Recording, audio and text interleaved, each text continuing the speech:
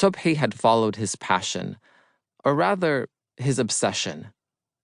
From an early age, he had been dismantling and reassembling everything in sight. Whether it was his grandfather's Zenith radio, his father's agricultural tools, his brother's bicycles, the neighbor's children's tricycle, his uncle's horse carriage, or his younger siblings' toys and dolls. He dismembered those toys into heads, arms, hands, legs. While the children cried frantically, older family members burst into laughter as they complimented him on his newly invented creatures, where one doll's limbs were attached to another doll's torso, or an animal head to a human body or the like. Subhi would always restore the dolls and toys back to their original compositions, and then the screaming and yelling would stop. Subhi's father, Ismail, also called Abu Jamal in reference to his eldest son, often asked him, "Why work for Muallim Mustafa when you could work with your own father?"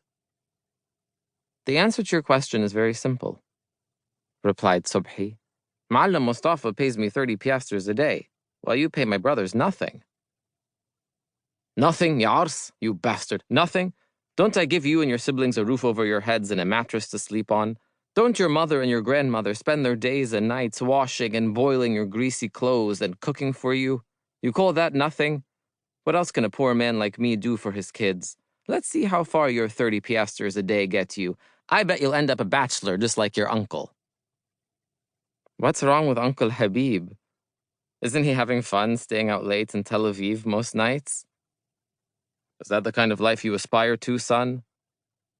Subhi's father was referring to his youngest brother, who, in spite of the little work he did and the little money he earned, managed to lead a rather wild life in the bars and nightclubs of Tel Aviv.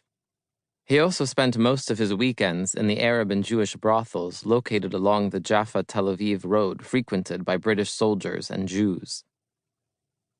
But doesn't Uncle Habeeb say he's making use of his good relationships with the British soldiers he meets in the brothels to change their government's policy toward Jewish immigration to Palestine? What nonsense. We see more and more ships full of Jewish immigrants arriving at the Tel Aviv port every week. If neither the 1929 nor the 1936 revolts managed to change British immigration policy, do you think your drunken uncle and the drunken British soldiers in the same brothel could?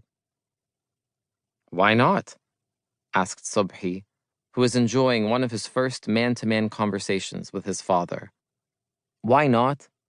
Everybody goes on strike against the British bias toward the Zionists, except those sharamit, those whores, and their karakhanet, their brothels. War or peace, they never shut their doors." "But wasn't the brothel on Shalou Street set on fire the other day?"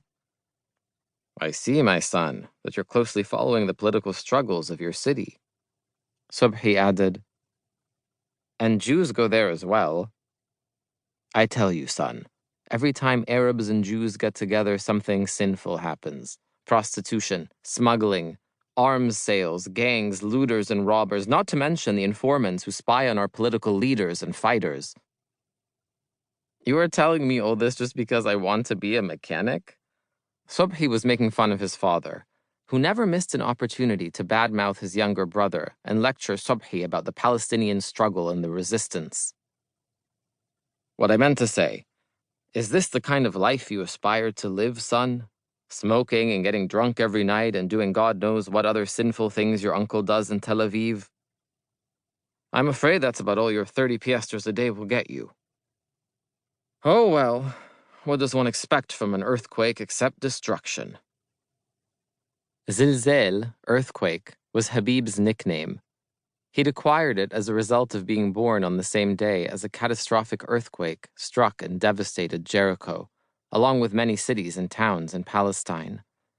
July 11th, 1927. Subhi's grandmother had gone to visit her sister in Jericho and prematurely given birth to Habeeb. Scared to death, Habeeb came running out of his mother's womb and hasn't stopped going to other warm places ever since. This was the family joke.